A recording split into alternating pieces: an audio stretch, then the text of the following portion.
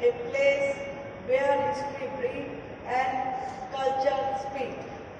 From the ancient settlements of Indraprastha, mentioned in Mahabharata, to the modern democratic capital of world's largest democracy, Delhi has witnessed 3,000 years of uninterrupted cultural evaluation.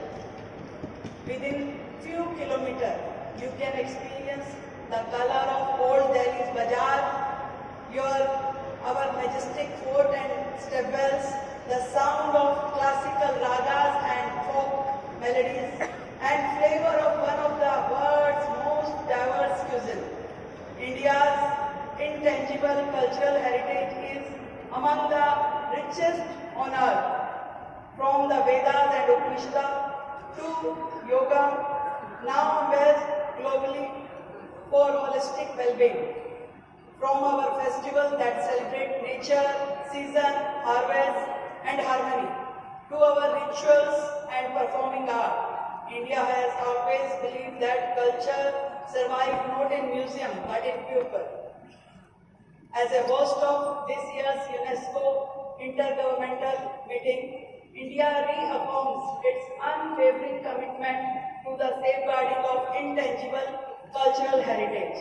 Friends, today as the world faces rapid modernization, climate changes, migration and digital transformation, safeguarding intangible heritage become even more crucial.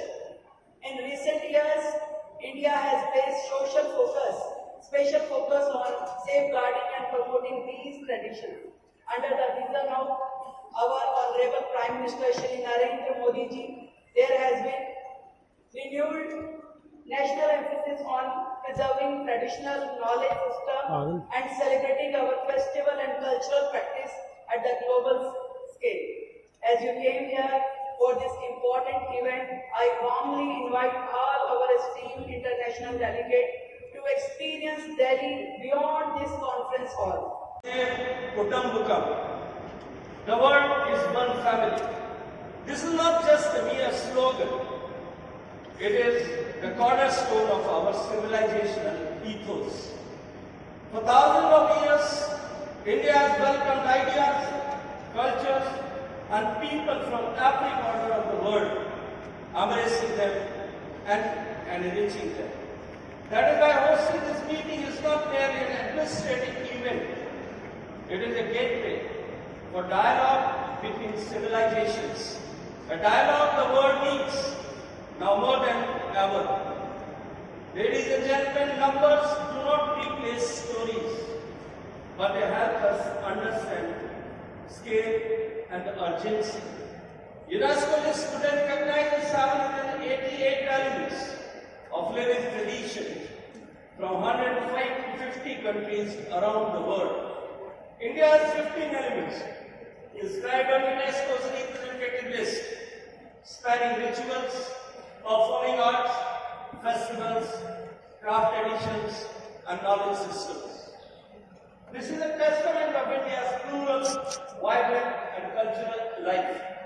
Beyond intangible heritage, India's material heritage also continues to grow in global recognition, with new productive livelihood and cultural tourism, creating sustainable futures for practitioners and the communities. Ladies and gentlemen, the most important lesson from our decades of work is simple. Communities are the primary custodians. Policy must support them with space, resources, and incentives to document, transmit, and practice their traditions.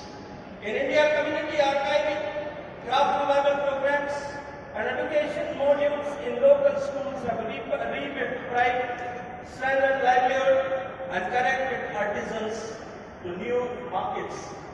The most effective program combined documentation, master apprentice training, market access, and social security. Such programs do not freeze traditions into museum pieces. They help them evolve while protecting dignity and critical knowledge. Dear friends, For living heritage to survive, it must be transmitted.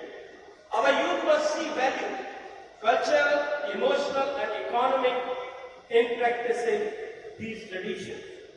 Integrating intangible heritage into school curricula, vocational training, and digital outreach creates pathways for young practitioners and future custodians. We must ensure accessibility for youth while preserving authenticity and community consent. Fellowship, internships, and digital repositories can help strike this.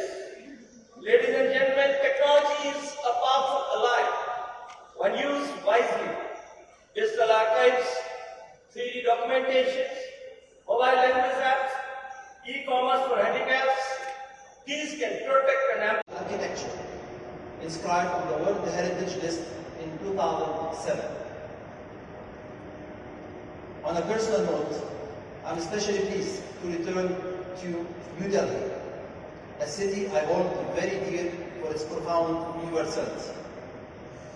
Madam Chief Minister Delhi, you invited us to go out of the Red Fort and to discover the beautiful New Delhi, and this was during my last visit, and I was impressed by everyone I met during my visit.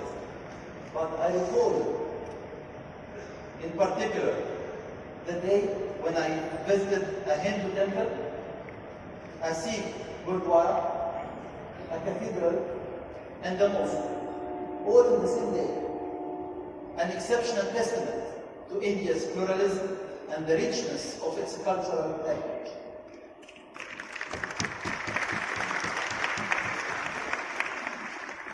I also retain an unforgettable memory of Indian natural and cultural heritage, but also its rich gastronomy. And I'm particularly delighted that culinary art, skills and tradition will be featured and celebrated during this committee. But above all, I am most pleased that UNESCO returns to your magnificent capital, just 1 year after hosting the very successful World Heritage Committee, to begin a new chapter in the history of the 2003 Convention. India has long demonstrated the strength and vitality of intangible heritage. With the 15 elements inscribed on our list that we saw in the video, and of course, the relationship between India and UNESCO is deep and enduring. Just a few days ago, I had the honor of unveiling a bust of Dr. Basaheb Ambedkar, the father of India's constitution and a champion of peace and equality, values that UNESCO champions as well. At the inaugural event of the UNESCO Intergovernmental Committee for Safeguarding Intangible Heritage. It is fitting that you are assembled in India, which has so much to contribute to the world in regard to such heritage. As a founding member, India has actively advanced UNESCO's objectives of promoting global peace and understanding through deeper cooperation in education, science, and culture. In each of these domains, humankind has benefited from the legacy of its forebears. As we forge ahead in the shared quest for progress and prosperity, it is essential that we nurture this inheritance, build on it, and pass it on to future generations. UNESCO's role in heritage preservation is particularly important, and one that has been long recognized by India. We have contributed to its endeavors while drawing strength from its best practices. Besides being home to many UNESCO World Heritage Sites, India has itself undertaken many preservation and conservation projects across the world.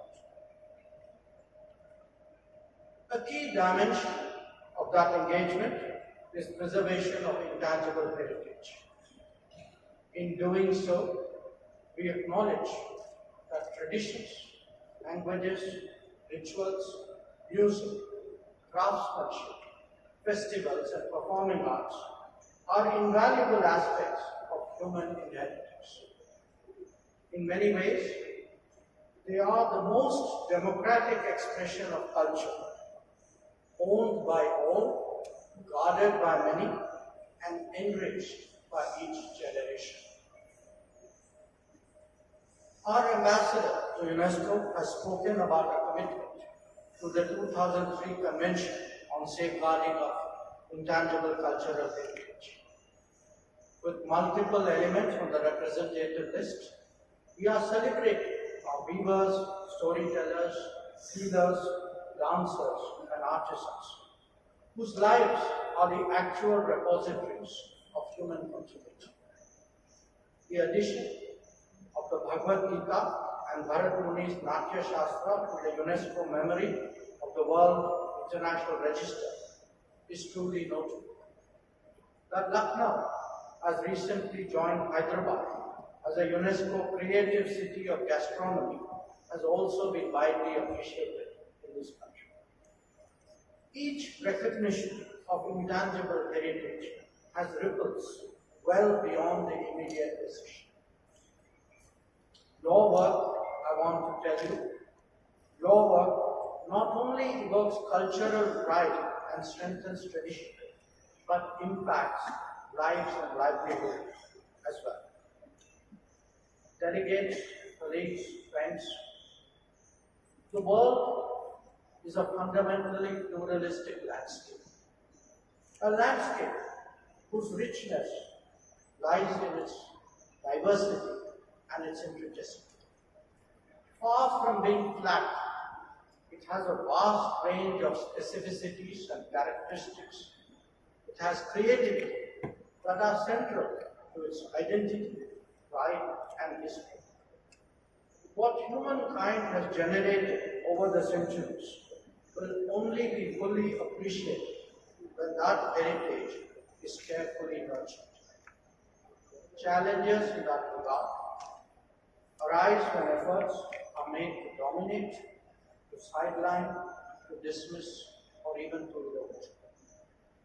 In the intangible domain that can take the form of cultural assertions which fly in the face of mutual respect and mutual appreciation. The last few centuries have actually witnessed that vividly, and many societies still bear the scars of that era. But as decolonization took place and the world began returning to its natural diversity, political and economic rebalancing started to unfold. Voices across geographies that were suppressed found expression again. But that process will remain incomplete until there is also cultural rebalance. This means the safeguarding and even revival of intangible heritage at home while simultaneously promoting awareness and respect internationally. The Global South, understandably, deserves special attention in this context. As a civilization state itself, India is particularly sensitive to such concerns. Our own efforts in that regard have intensified over the last decade. There is a much deeper commitment to the observance of traditions, to celebrations of festivals, to expressions of faith and beliefs, and to support for arts and craftsmanship.